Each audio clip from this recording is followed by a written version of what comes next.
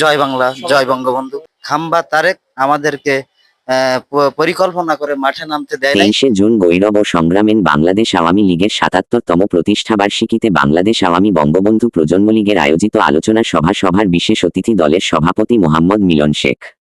সভার বিশেষ বক্তব্য রাখেন সাতক্ষীরা জেলার কৃতি সন্তান সাতক্ষীরা জেলার বাংলাদেশ আওয়ামী বঙ্গবন্ধুর প্রজন্ম লীগের সভাপতি রাজ্জাক রাজু।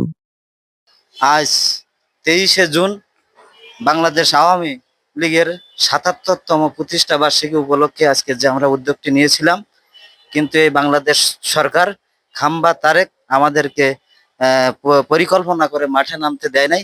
তিনি বাংলাদেশে প্রত্যেকটা জায়গায়, প্রত্যেকটা সেক্টরে, প্রত্যেকটা অলিতে গলিতে সেনাবাহিনী, পুলিশ, র্যাব এবং অনেক বিজিবি মোতায়েন করার ক্ষেত্রে আমরা আমাদের সে পরিকল্পনাটি আমরা বাস্তবায়ন করতে পারি নাই।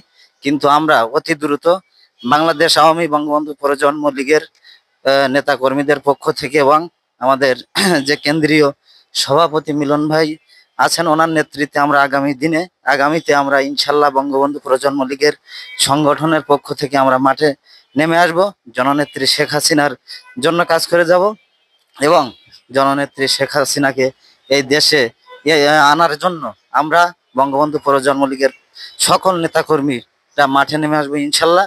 আপনারা আমাদের জন্য দোয়া করবেন, বঙ্গবন্ধু প্রজন্ম লীগের সকল নেতাকর্মীদের পাশে থাকবেন, জননেত্রী শেখ হাসিনার জন্য দোয়া করবেন, আর আমার জাতির পিতা বঙ্গবন্ধু শেখ মুজিবুর রহমানের জন্য দোয়া করবেন। এই বলে আজকের এই বক্তব্য শেষ করছি। জয় বাংলা, জয় বঙ্গবন্ধু।